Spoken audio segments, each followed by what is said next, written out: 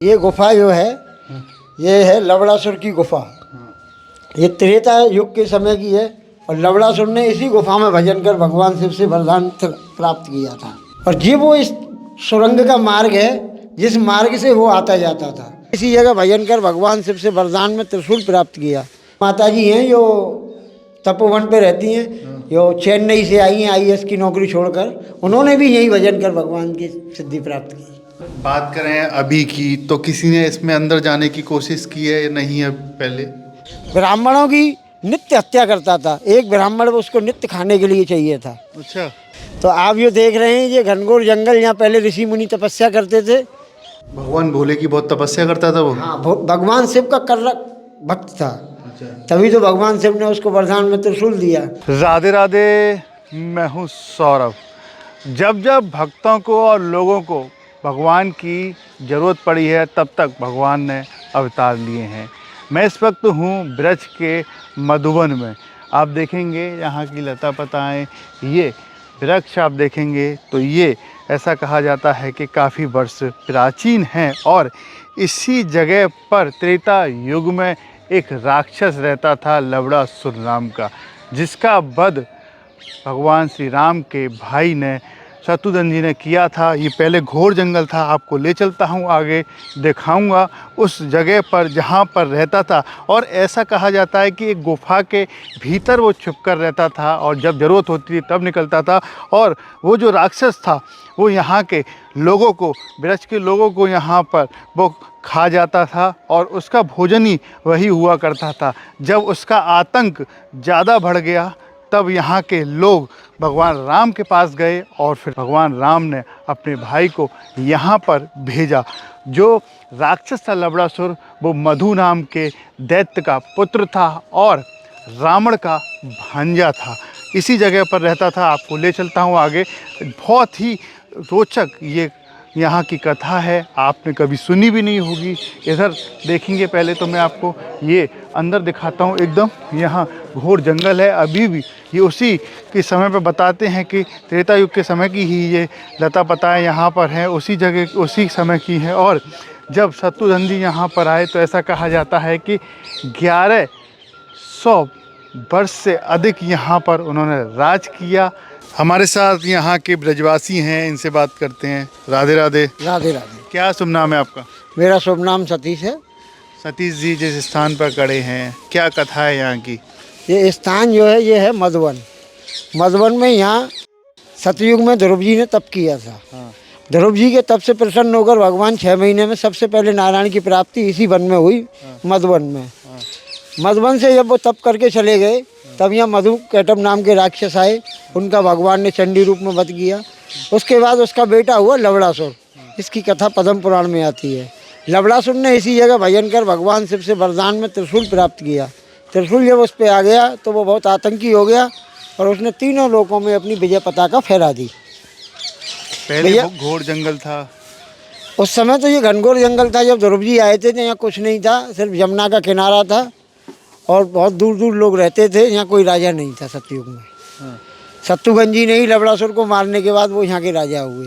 आप ये लता पताएँ देख रहे हैं, इनका बताते हैं इतिहास। ये हीस हैं, हीस जो 12 वर्ष में बड़ी होती है। तो आप ये देख रहे हैं ये घनघोर जंगल, यहाँ पहले ऋषि मुनि तपस्या करते थे। अब यहाँ आबादी होने की वजह से यहाँ साधु संतों का कम आना हो गया। यहाँ प्रतिदिन यात्रा आती है।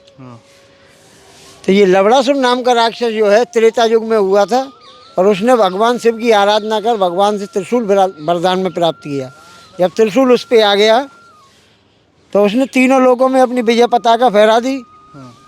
यहाँ किसी भी वो भगवान विष्णु के भक्तों को हवन यज्ञ भजन नहीं करने दिया करता था। ब्राह्मणों की नित्य हत्या करता था। एक ब्राह्मण उसको नित्य खाने के लिए चाहिए था। अच्छा। तब यहाँ से साधु संत ब्रजवासी अयोध्या गए, राम जी गए राज पास। तब यहाँ राम जी ने अपने सबसे छोटे भाई शत्रुघ्न जी को यहाँ भेजा। वो यहाँ आए। यहाँ आकर उन्होंने भूतेश्वर महादेव की स्थापना की, जिसे मथुरा का कोतवाल कहते हैं। भूतेश्वर महादेव ने उनके भजन से प्रसन्न होकर तब उनको उपाय बताया, मेरा वरदान इसके पास है, इससे युद्ध नहीं करना, इस पर गुप्त रूप से आप नज़र रखो। उन्होंने गुप्त रूप से नज़र रखी। एक समय ऐसा आया कि उस पर त्रिशूल नहीं था, तब उसे युद्ध के लिए ललकारा तो उसने इस गुफा में आने की कोशिश की। ये गुफा आप जो देख रहे हैं, ये गुफा है कौन सी? कब ये की गुफा? लवणासुर की गुफा है, त्रेताकालीन गुफा। इस गुफा के हाँ। इसके अंदर, गुफा के अंदर उसने आने की कोशिश की, उसे गुफा के अंदर नहीं आने दिया गया। कितनी प्राचीन है ये गुफा? ये गुफा पद्म पुराण में जो लेख है वो त्रेता का है, क्योंकि पद्म पुराण से ही इसका प्रमाण मिलता है।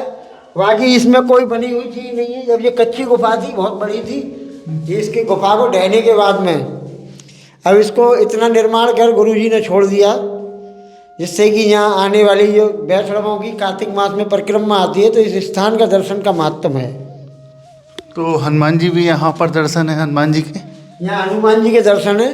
तब उसको अंदर नहीं आने दिया था। अंदर ना आने की वजह एक थी, अगर वो अंदर आता तो आप पीछे देख रहे हैं ये सुरंग का मार्ग है, ये उसके महल तक जाता है। उस वो महल चला जाता, वहाँ से त्रिशूल ले आता, त्रिशूल ले आता तो कहानी पलट जाती, इसलिए उसको अंदर नहीं आने दिया। इसको सेना ने बंद करके रखा। तब दोनों का युद्ध हुआ। युद्ध में उसे परास्त कर, उसका वध करने के बाद वो यहाँ के राजा हुए। उन्होंने इस मथुरा के नाम से निर्माण कर उन्होंने बसाया। ये मथुरापुरी जो है शत्रुघ्न जी के द्वारा बसाई हुई पुरी है। जब उनका राज्याभिषेक हुआ, राज्याभिषेक के बाद यहाँ राम जी उनको 5 दिन के लिए प्रवास किया और वो शिक्षा देने के लिए आए। ये कथा मैंने आपको जो बताई है, ये कथा आपको पद्म पुराण में पढ़ेंगे तो ये पद्म पुराण में इसका प्रमाण मिलता है कि ये लवणासुर की गुफा और पद्म पुराण से इसका संबंध है।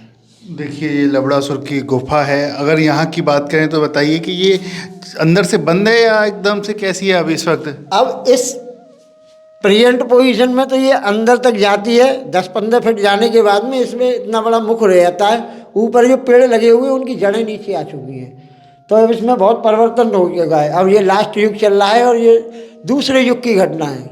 अच्छा। आप घर मकान बनाते हैं तो उसमें भी परिवर्तन हो जाता है साल भर के अंदर। अब ये तो कितनी बार पृथ्वी कितना प्रकृति बदलती है। तो अब इसमें कोई मनुष्य जा नहीं सकता है? अब इसमें कोई मनुष्य नहीं जाता है। हम इसकी यहीं तक साफ सफाई कर देते हैं। ये चिन्ह बचा हुआ है, इसलिए पहले बंद कर दी थी इसको एक बार। अब इसका चिन्ह इसलिए है क्योंकि इसका परिक्रमा में प्रमाण आता है। वृक्ष 84 कोष की जो वैष्णवों की परिक्रमा चलती है कार्तिक मास में, उसमें इसका पूरा चार्ट में लेखा में इसका आता है। ये गुफा कहाँ तक जा रही है? ये गुफा कितवंती के अनुसार और शास्त्र के अनुसार उसके महल तक और यमुना तट तक जाती है, और यहाँ उसके मित्र रहा करते थे उन चौकियों तक जाती है। ये शास्त्र का प्रमाण है, इसमें हम में से तो कोई नहीं गया है। अगर बात करें अभी की, तो किसी ने इसमें अंदर जाने की कोशिश की है या नहीं है पहले? इसमें तो किसी ने जाने की अभी तक कोशिश नहीं की। हाँ, साधु संतों ने इसमें बैठ के भजन जरूर किया है। क्या लाभ मिलता है भजन करने से? भजन ये है कि ये सबसे जो मधुबन जो है, मधुबन में पृथ्वी पर सबसे पहले यहाँ नारायण आए, इसी जगह आए, और यहाँ पर किया हुआ भजन, एक माला में किया हुआ भजन लाखों मालाओं के बराबर होता है। और यहाँ 41 दिन कर कर के जो भजन गए हैं सिद्ध साधु संत लोग, उनका भजन तुरंत सिद्ध होता है यहाँ।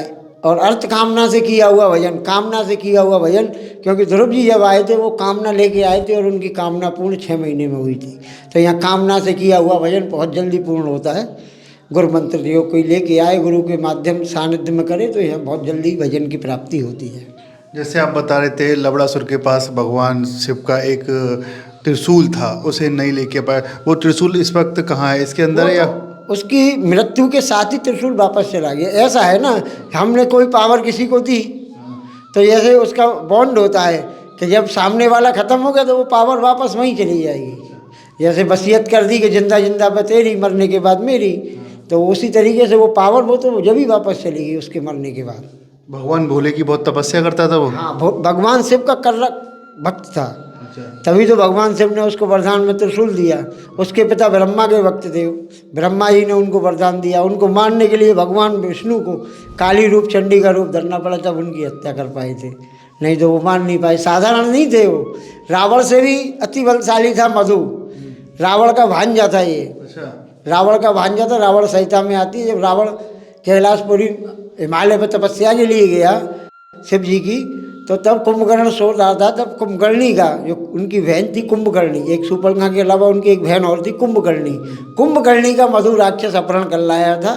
तब रावण लौट के आया तपस्या से, तो जब यहाँ मथुरा आया रावण मधुपुरी आया, जब देखा तो मधु सो रहा था, तब कुंभकर्णी ने कहा भैया अब इससे ये जग गया तो तुझको मार देगा, तू चला जाए यहाँ से, मैं इसी के साथ खुश हूँ। तो उसका बेटा जो लवणासुर हुआ, जब इतना बलशाली था और उसने भगवान शिव की तपस्या की। इस मधुबन में इस भूमि की विशेषता ये है कि यहाँ जिसने भी भजन किया उसको नारायण की प्राप्ति हुई।